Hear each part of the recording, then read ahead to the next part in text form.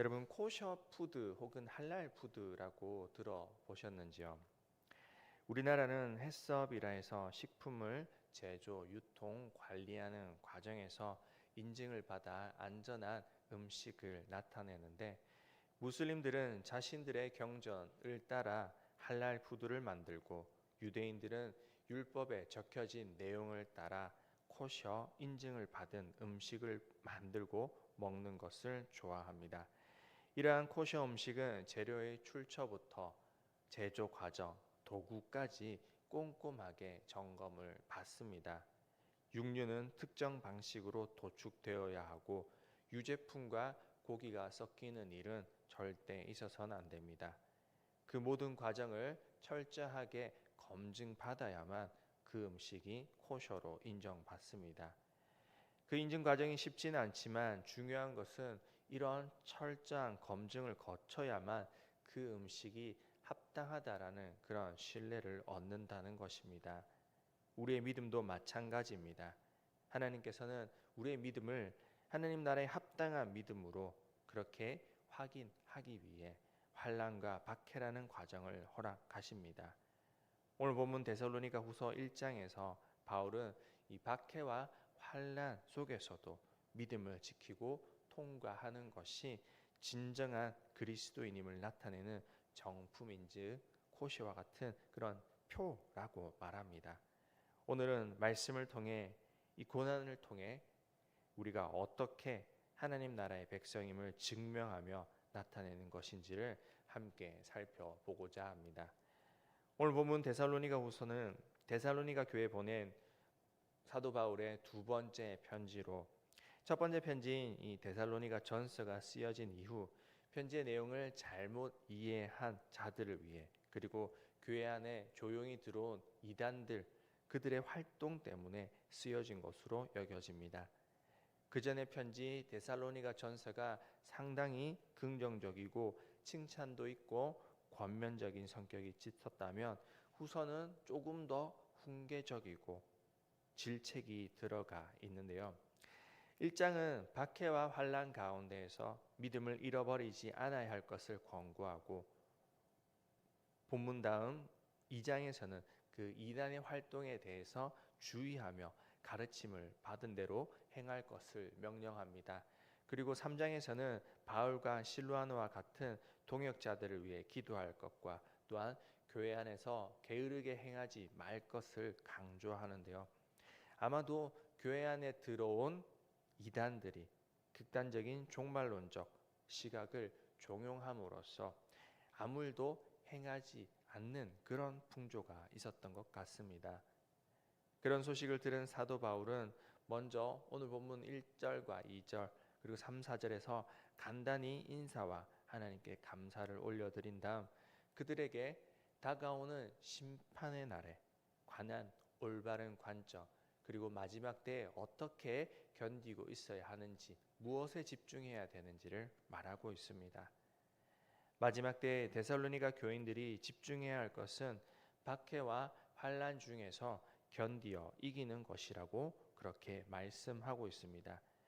그리고 그러한 박해와 환난이야말로 그리스도인으로서 하나님 나라에 들어가기를 합당한지 그것을 확인하는 정품 인증 과정이다라고 5절부터 말씀하고 있습니다. 5절 말씀에 이렇게 되어 있습니다. 이는 하나님의 공의로운 심판의 표요 너희로 하여금 하나님의 나라에 합당한 자로 여김을 받게 하려 함이니 그 나라를 위하여 너희가 또한 고난을 받느니라. 아멘. 바울은 데살로니가 성도들이 겪는 고난과 박해가 하나님의 공의로운 심판의 증거라고 그렇게 말합니다. 이것은 단순히 고통이 아니라 하나님 나라에 합당한 자로 증명되는 과정이라는 것입니다. 마치 코셔 인증 과정이 그 음식이 율법에 합당한 그런 인증을 받았다라는 것을 보여주는 것처럼 우리의 고난도 하나님 나라에 합당한 자로 인정받는 증거가 되는 것입니다. 여기서 중요한 것은 합당하다라는 말의 의미입니다. 이 단어는 우리가 고난을 통해 어떤 자격을 얻는다라는 그런 뜻이 아니라 이미 주어진 믿음의 가치를 이 고난 속에서 드러낸다라는 뜻입니다. 즉 고난은 우리의 믿음이 진짜라는 것을 보여주는 증거가 되는 것이죠. 수많은 가짜들이 판치는 세상에서 정품을 가려내는 것은 참으로 쉽지 않습니다. 코셔푸드도 그렇지만 겉표지에는 정품 인증 마크를 달고 있지만 그렇지 않은 불법 식품들 그리고 가짜들이 존재합니다. 오늘날 수많은 사람들이 예수님을 나의 구주, 나의 하나님으로 인정하고 교회를 다니며 예배를 드리고는 하지만 그 중에 진짜 그리스도인임을 확인할 수 있는 지표는 사실 잘 없습니다. 얼굴에 나 그리스도인입니다 라고 적혀 있는 것도 아니고 정품 인증 마크가 따로 있는 것도 아닙니다. 물론 교단별로 마크가 있긴 하지만 그것을 우리가 몸에 지니고 다니진 않습니다. 교회를 다니고 주일 성수를 하면 그리스도인일까요? 집 앞 대문에 무슨 교회 혹은 신년교회라고 문패가 있으면 정품 그리스도인인 걸까요? 몸에 십자가 목걸이를 지니고 있거나 휴대폰 배경화면이 기독교 관련 내용이면 그게 그 사람이 정품 그리스도인인 것을 나타내는 것일까요? 그렇지 않을 것입니다. 이것을 확인할 방법은 오로지 환난과 박해, 시험밖에 없다라는 것을 오늘 본문은 말씀하고 있습니다. 현재 나의 삶에 고난과 시험이 있습니까? 감당하기 어려울 만큼의 박해와 환난이 있다면 감사해야 합니다. 왜냐하면 이를 통해 우리의 신앙은 하나님 앞에서 심판의 표, 즉 정품 인증을 받을 것이기 때문입니다. 내일과 모레 계속해서 설명하겠지만 뒤에 나오는 데살로니가 후서 2장과 3장의 그 이단에 관한 내용도 결국은 이 심판에 관한 내용이기도 합니다. 하나님이 이단을 내버려 두시는 이유가 무엇일까요? 자신을 재림 예수 혹은 메시아, 더 나아가 보혜사 성령님이라고 말하는 신천지에 이만희 아니면 자신을 어머니 하나님이라고까지 칭하는 그런 장길자와 같은 이단을 하나님이 내버려 두시는 이유가 무엇일까요? 그토록 하나님의 이름을 먹칠하고 하나님의 영광을 가리우며 심지어 자신을 하나님이라고까지 말하는 그런 불경한 자들을 내버려 두시는 이유는 다른 것이 아닙니다. 그 이단들에게 존재 목적이 있기 때문입니다. 그러한 이단을 통해 자신이 그리스도인이라고 자칭하는 그런 그리스도인이라고 하는 자들이 걸러지기 때문입니다. 그 안에 성령 하나님이 있지 아니한 자들, 하나님에 관한 잘못된 믿음을 가진 자들은 자연스레 이단을 통해 걸러지기 때문입니다. 구원에 이르는 길은 단지 예수 그리스도를 나의 구주, 나의 하나님으로 믿고 시인하며 그분의 뜻대로 살아가는 것이 전부이지만 누구나 다 그리스도인이 되지는 않습니다. 자칭 그리스도인이 아닌 하나님께서 인정하는 그런 정품 인증을 받은 그런 자들만이 하나님 나라에 가는 영광을 누리게 될 것입니다. 계속해서 8절부터 10절에서 사도 바울은 그러한 환난과 박해로 인해 고통당하는 성도들에게 이렇게 위로합니다. 8절 말씀에 하나님을 모르는 자들과 우리 주 예수의 복음에 복종하지 않는 자들에게 형벌을 내리시리니. 하나님은 이 고난 속에서 믿음을 지킨 자들에게 그들에게는 안식을, 하나님을 모르는 자들에게는 심판을 약속하십니다. 데살로니가 후서 1장에서 강조되는 하나님의 공의는 믿음으로 사는 자들에게 위로가 됩니다. 고난은 영원히 지속되지 않습니다. 우리의 인내는 하나님의 영광스러운 심판의 날에 보상받을 것입니다. 고난을 견디는 그리스도인들에게는 하나님의 영광에 참여하는 기쁨이 기다리고 있습니다. 마치 코셔 인증을 받은 음식이 유대인의 식탁에서 명예롭게 그렇게 올려지듯 우리도 영광의 날에 하나님 나라에서 명예로운 자로 드러나게 될 것입니다. 때로 우리는 그러한 박해와 환난이 없는 그저 평안한 신앙생활을 바라기도 합니다. 저 역시도 그것이 기도 제목이고 그것이 복이다라고 생각을 합니다. 교회 사역도 마찬가지입니다. 그저 무탈하고 아무 문제 없이 잘 흘러가면 좋겠지만 교회란 곳이 그렇지 않습니다. 늘 문제가 있고 늘 성도와 성도 간의 다툼, 혹은 목회자와 성도 간의, 혹은 중직자 간의 그런 다툼이 존재합니다. 하지만 하나님께서는 평안한 신앙생활이 아닌 그러한 고통의 시간을 허락하시고 이러한 일들을 통해서 옥석을 가려내곤 하십니다. 그러나 그런 고난 상황 가운데서도 우리가 명심해야 할 것은 하나님은 그런 고난의 시간을 우리들 혼자서 감당하게 하시지는 않는다라는 사실입니다. 오늘 본문 3절과 4절에서 데살로니가 교인들은 서로 사랑함으로 박해와 환난 가운데서 그 믿음이 자라났다라고 또한 말하고 있습니다. 교회의 존재 이유 역시 여기에 있습니다. 하나님은 우리가 정품 그리스도인들로서 시험을 당할 때 혼자 내버려 두지 않으시고 함께하는 자들을 붙여주셨습니다. 믿음의 공동체, 사랑의 공동체를 통해 함께 자라나게 하셨습니다. 혹여 나 혼자 그런 시험 가운데 있다라고 느끼십니까? 주위에 아무도 없는 것만 같습니까? 그렇다면 기도해야 합니다.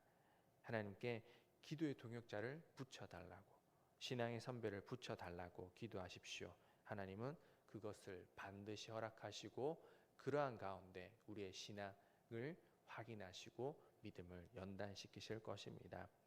그러므로 결론입니다. 오늘 말씀 가운데 데살로니가 교인들은 초기 기독교 시대 의뢰 받아왔던 그런 그리스도인들에 대한 박해와 고난을 피할 수 없었고 그들 역시 그 고난을 감당해야만 했습니다. 진정한 그리스도인이라면 이것을 피할 수 없습니다. 그때나 지금이나 사정만 다르지 고난은, 박해는 여전히 존재합니다. 오늘날 하나님이 이 땅 가운데 복 내려주셔서 그런 죽음에 가까운 핍박을 이제 우리는 더 이상 보기는 힘들지만 삶을 잘 들여다보면 각 개인별로 그런 박해와 시험, 고난은 누구에게나 찾아옵니다. 진정한 그리스도인이라면 이러한 인증의 과정이 있기 때문입니다. 박해와 고난은 우리의 믿음을 확인하는 과정입니다. 그것이 고통스럽게 느껴질지라도 그것을 통해 하나님은 우리의 믿음을 확인할 것입니다. 고난 속에서도 하나님을 신뢰하며 나아갑시다. 그리고 그 고난 속에서도 하나님의 공의를 기억해야 합니다. 우리가 겪는 고난은 결코 헛되지 않기 때문입니다. 하나님께서는 우리의 고난을 공의로 보상하실 날을 준비하고 계십니다. 지금의 고통이 아니라 다가올 하나님의 심판과 보상을 바라보며 그렇게 나아갑시다. 또한 믿음의 공동체 안에서 함께 이겨냅시다. 데살로니가 교회 교인들이 박해 속에서도 서로 사랑하며 믿음 안에서 함께 자라났던 것처럼 고난 속에서 홀로 싸우지 말고 믿음의 공동체 안에서 서로를 격려하며 살아가야 합니다. 나 혼자 정품 인증 받아봐야 아무 소용이 없습니다. 신앙생활에서 나만 잘 살고 나만 정품 그리스도인이라는 건 존재하지 않습니다. 나 혼자 구원받고 우리 가족 중에 나 혼자만 천국 가거나 우리 교회에서 나만 구원받는 그런 일은 없습니다. 함께 가야 행복합니다. 하나님이 허락하신 우리의 신앙 공동체, 신영교회 안에서 함께 이겨냅시다. 그리고 이 설 명절 기간 혹 우리 가족 안에 믿지 않는 이들이 있다면 우리의 고난과 역경을 통하여서 하나님이 살아계심을 보여주고 그로 말미암아 믿지 않는 가족 구성원들이 하나님께로 돌아오길 기대합시다.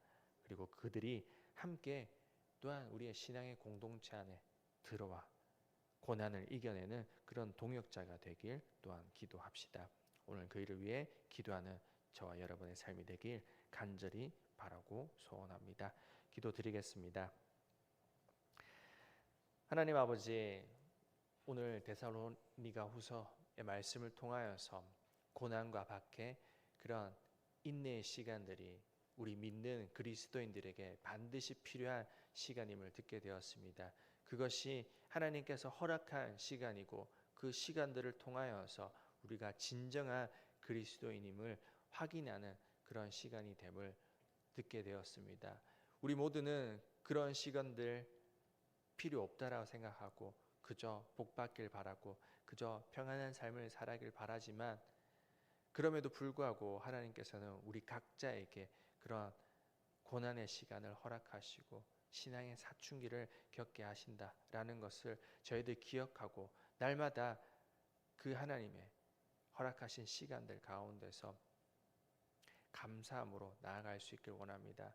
때로 찾아오는 그런 고통의 시간들에 원망하고 불평하면서 그렇게 하나님을 떠나가고 혹은 기도의 시간을 놓쳐버리고 예배 자리에 잘 나오지 않는 그런 매번 흔들거리는 그런 신앙이 아니라 그 과정들을 통해서 더욱더 믿음이 굳건히 자라나고 그 신앙의 뿌리가 더욱더 깊이 내려감으로 말미암아 그런 삶을 통하여서 믿지 않는 자들에게 본이 되어지고 또한 믿는 자들에게도 신앙의 본이 되어지는 간증이 차고 넘치는 그런 우리의 삶의 모습이 될 수 있도록 주님 인도하여 주시옵소서. 또한 이 시간 주님 앞에 올려드린 예물이 있습니다. 하나님 이 예물 받으시고 우리의 삶 가운데 복 내려 주시옵시고 우리의 삶 가운데 차고 넘치는 그런 복으로 말미암아 저 믿지 않는 자들이 하나님이 살아계심을 보게 되는 그런 기적들을 허락하여 주시옵소서. 감사드립니다. 예수님 이름으로 기도드립니다. 아멘.